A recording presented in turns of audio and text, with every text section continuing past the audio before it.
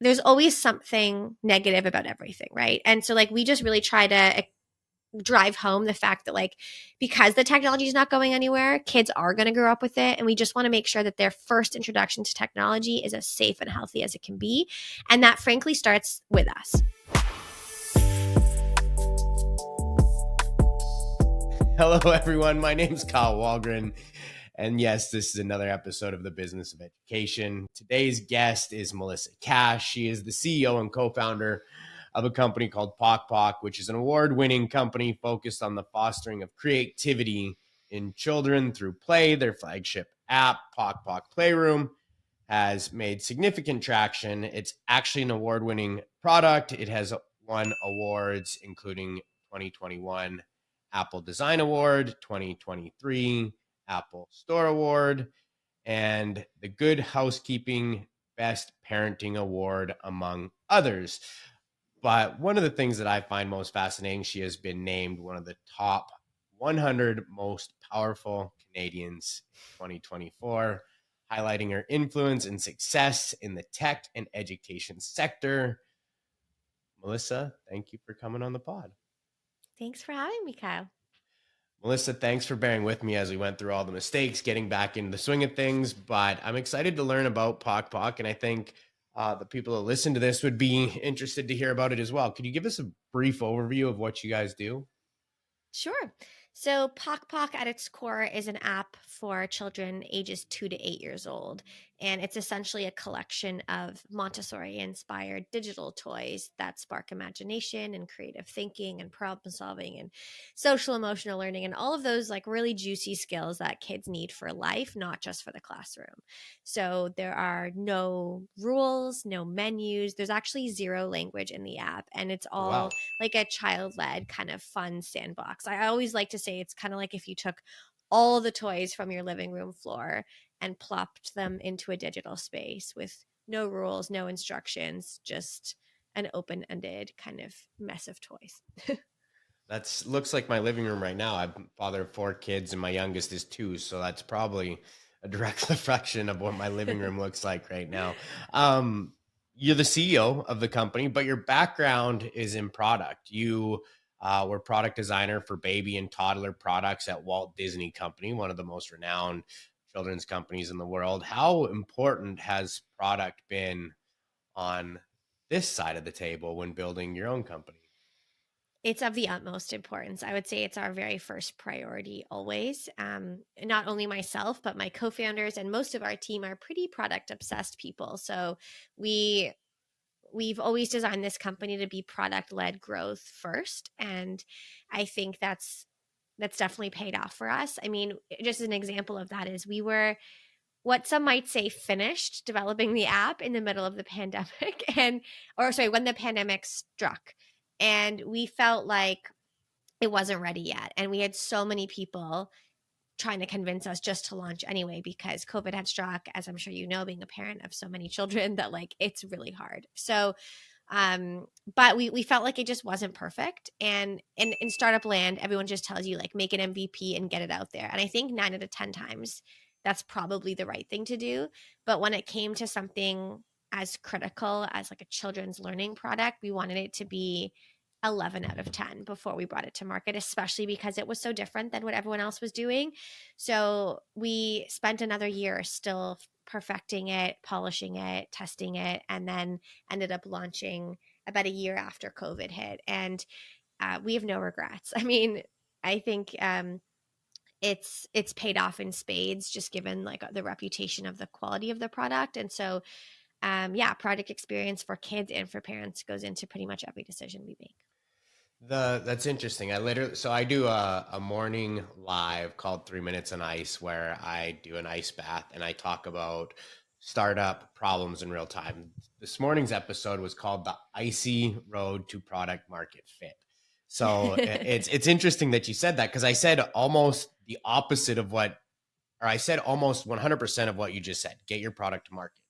Um, One of the things for our product, I'm in the education space. That's why I talk to founders like you is a lot of the questions that I thought I had the answers for, I didn't until we put the product into this space. You know, I'd built a product around what I thought was going to be what I needed for my kids. I built mine, same like you. I started my company in COVID, so it was a need that I was serving for COVID. But then after everything went back to class, the data that we were collecting, teachers seemed to love. But the use cases of how the kids were going to engage with it changed dramatically after giving it to them. Mm-hmm. When building an educational product, that is so important because you get one shot in education. I agree with what you said there 100%.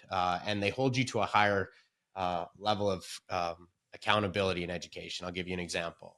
We're a speech recommendation software. Um, I was giving a pilot or a demonstration today at a school district, and I asked my phone on Siri a question, um, and it failed, and that's okay, right? But if I was to do that with a reading app in a school, that would be a major no. And we use Apple every day as in every aspect of our life. So failing or getting something wrong in the education space is just something people won't accept. I say all this to, what were some of the major hurdles that you had to come when building out a product, not putting it into a classroom to make sure that the kids were engaging with it?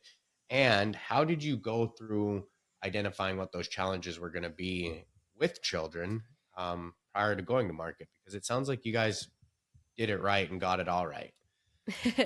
Well, you're romanticizing it a little bit, probably. Like, it was, we got a lot right, but to your point, like, and I think this is why all startups are encouraged to just get something out the door.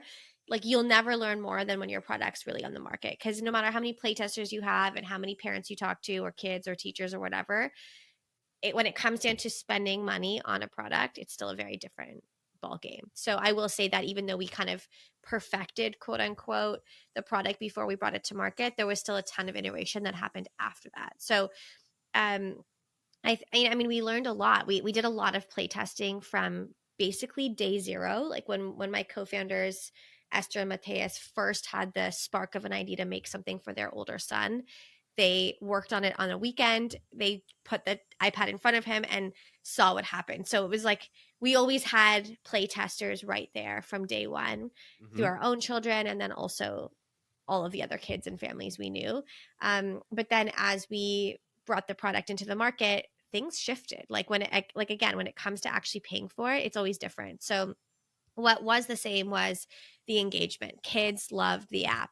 That was clear. Like, engagement was strong. Kids did not have a meltdown when it was time to take the device away, which was one of our biggest like KPIs for success. Um, they could come back to it over and over again, but they didn't feel addicted to it, or they weren't exhibiting like what I would call symptoms of addiction, which is like constantly asking for it, having a meltdown when it's a no, that kind of stuff. And then, but with the parent, it was different because the parents are customers. So whether you're dealing with teachers or parents, usually you're not dealing with the child themselves in terms of paying for your product. So that's where things got a little spicier, so to say, where we had to then really think like, okay, so we know we have a really great product, and the parents that are convinced, but there's a lot of people out there who are still not convinced because they can't even get past the paywall in the app. So yeah, we've just done a ton of iterating throughout the entire journey, and it never stops. Every week we're testing something new in the journey for the parent, and I would say like on a monthly basis for the child. So yeah, it's just never over. And we do a lot of testing, mostly with private families, but we also work with some preschool and daycares locally where we'll go in and like sit with kids for hours and play with their toys, play with Pok Pok, whatever whatever the mood kind of like strikes them, because you definitely can't force a child to do anything. I don't think, other than No, maybe for like sure. brush their teeth and not jump off the roof. But like um yeah, so there's a lot of constant testing, I would say. And we did also work with some educators to help guide a little bit of our product development and decision making around certain types of decisions and content. So based off of, some of the things that you're saying, you're more of a direct to consumer type product, or do you go Yeah. into the schools? Uh, is your product something that would be workable in daycares, or are you really trying to put it in the home?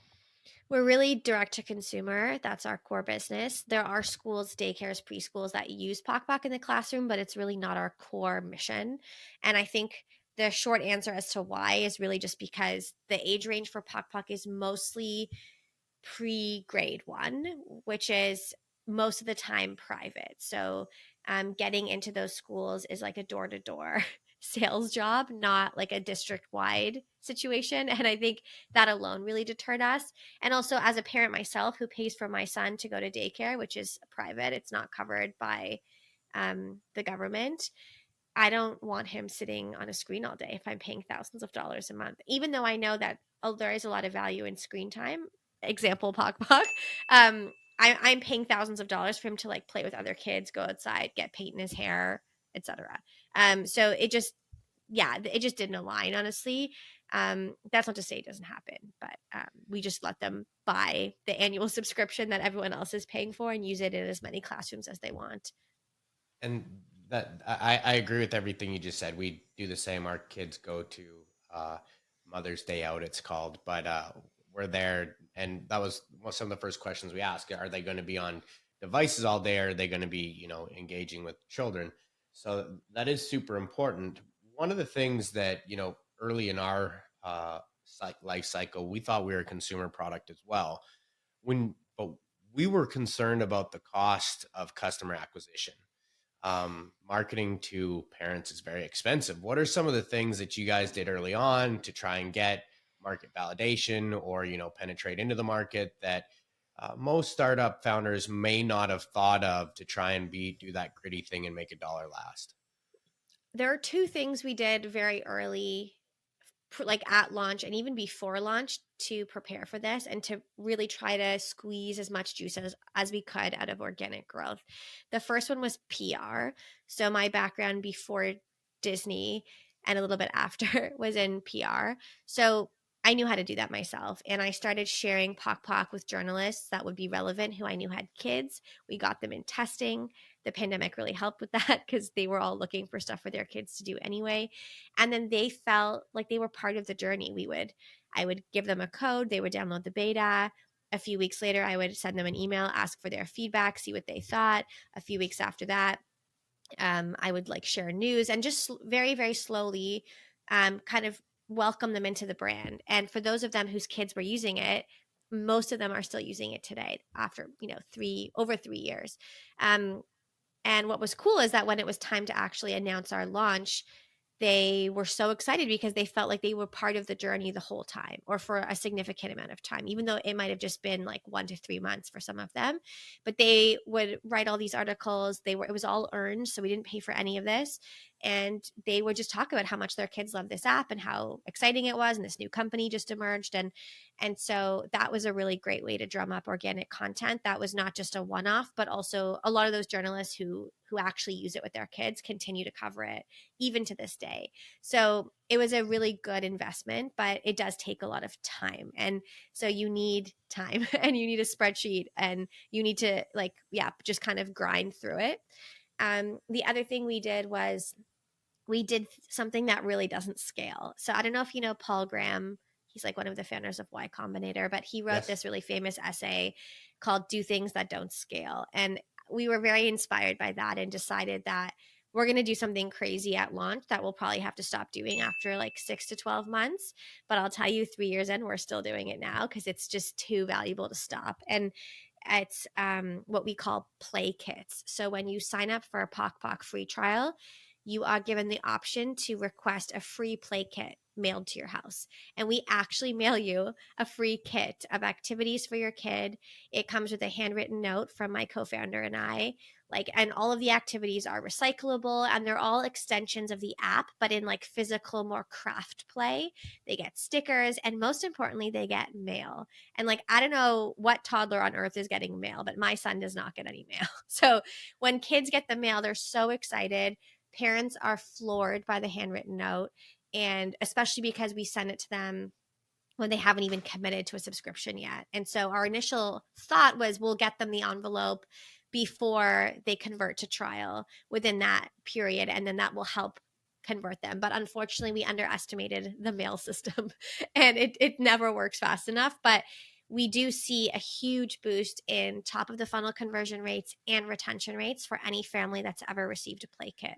And we also get a lot of organic content on social media of parents posting their kids like opening the play kits, playing with them, and just basically being like, oh my God, like we can't believe this because this company did that. And I think the two, or I would say there's like three secrets to that approach. The first one is obviously surprise and delight, and like going above and beyond. People don't expect that.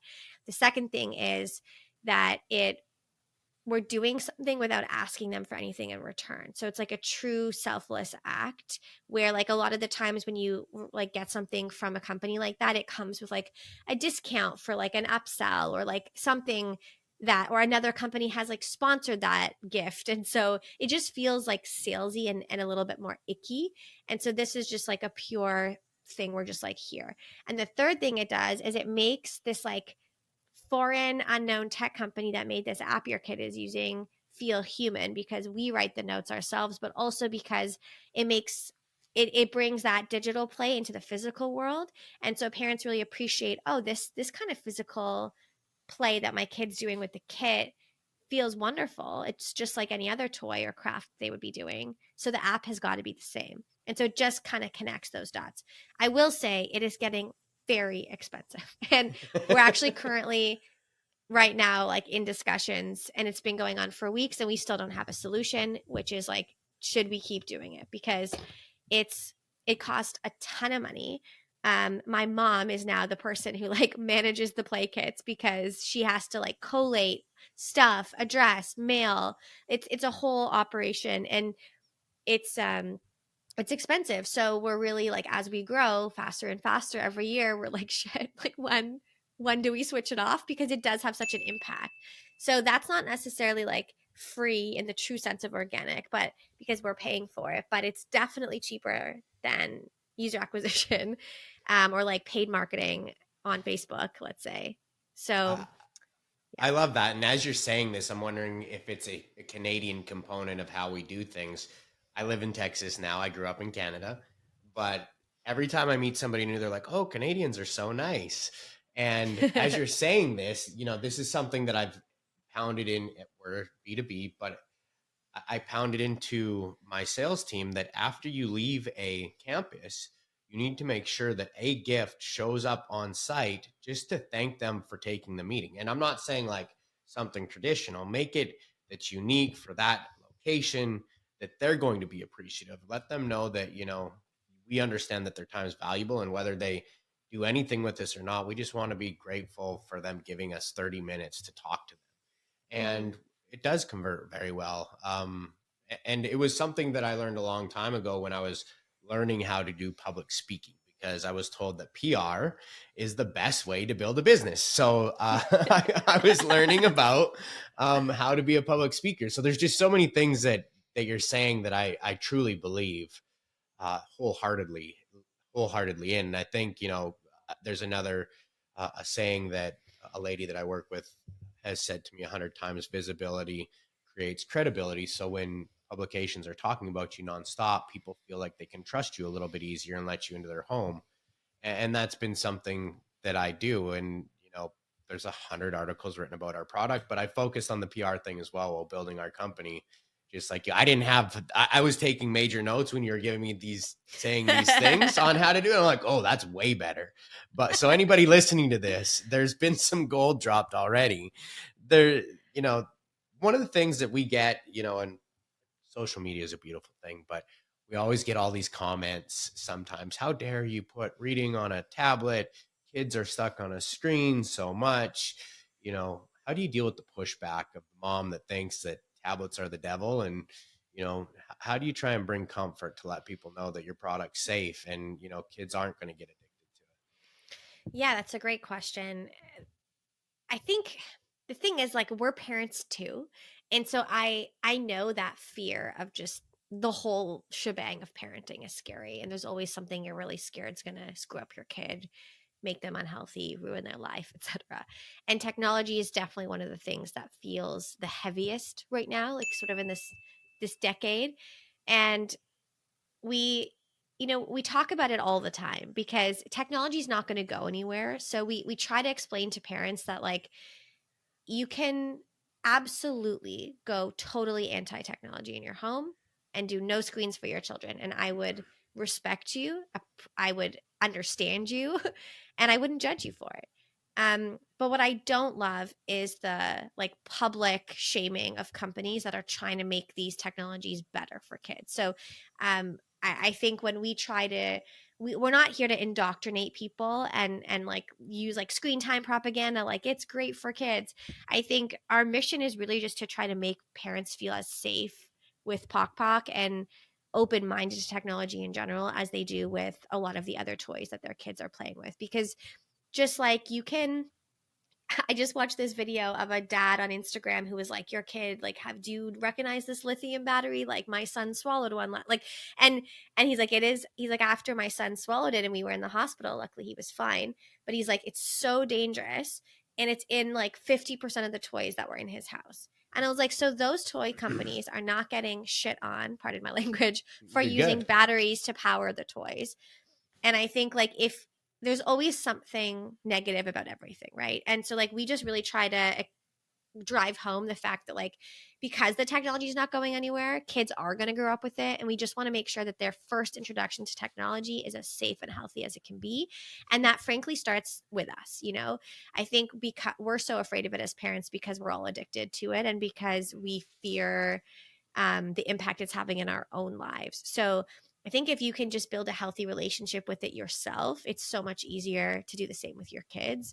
And there are a lot of studies and professionals who can explain this much better than I can. But I think the sort of bottom line is like, we're not here to spread propaganda. We're just here to try to make it better as parents for other parents. And if people are still against it, then they are more than welcome to ban screens in their home. But I do think that at some point their children are going to need to interact with technology because they're going to go to school and the teacher's going to be like, here's a project you have to do. And the library book will be wildly out of date. And there you go. And I can understand that. That's what gives me a job. Yeah. Content is king, and well, we're over reading about Charlotte's Web. So, um, you mentioned, we're parents first. How do you run your role as a CEO? I know that it's very time intensive, and be a mom and advocate for the work life balance. How do you manage all that? Good question. um, I mean, honestly, like I don't fully know. I feel like I'm just like I almost like blacked out, and I'm just doing it. But the real truth is that I have a lot of help. So the first thing is really just once I had a child, I had my son Oliver in the middle of the business. So when we started Pok Pok, I had no kids. Only my co-founders had kids, and other people on the team had kids. And I always wanted kids, but we were just like weren't there yet. And then I had my son literally minutes as we were closing our seed round of venture capital fundraising. So I went through this crazy time where I was like becoming a mother while fundraising, and Oh, then doing wow. all of that work that happens like right after a fundraise with a newborn infant, like my first one, where you don't know what's going on, like you don't know how to do it yet. Scared to death. So that's when it really hit me that like, okay, I can't really work 16 hours a day anymore, and it's probably not the healthiest thing to do. And I realized just the value of being more intentional about my time. So it's really quality over quantity now. I'm really prioritizing my own like physical, mental health. I'm prioritizing my son before the company. And when you yeah, I just feel like when I had a kid, it just clicked, like nothing actually matters other than his well-being and his health and our family's health. And so I realized that to protect him, I have to protect myself first. It's like on the airplane, you have to put your own mask on before you put your kids on, because if you're not solid, it's going to trickle down to them. So I started pulling back my hours from 16 hours a day to like 8.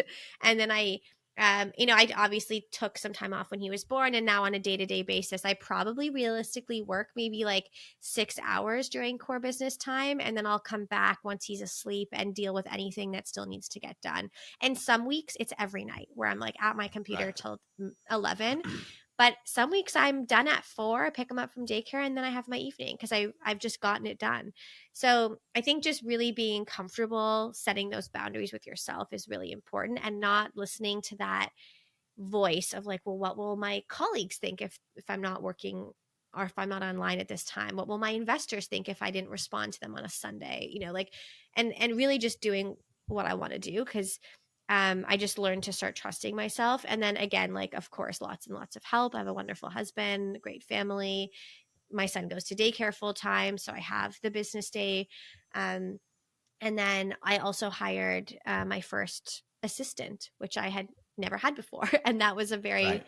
important moment for me where I realized, like, great, okay, we've grown enough, we're like comfortable enough as a business where I can do this, and then therefore free up way more of my time to focus on the more impactful things, and have her deal with a lot of the things that are super important to run the company, but not super important that I personally be doing anymore. Right. So just identifying like when those tipping points come, because they come really fast in every business and repeatedly. Like, I feel like every 6 months there's a new tipping point where there's a thing I'm doing where I'm like, oh, I shouldn't be doing this anymore.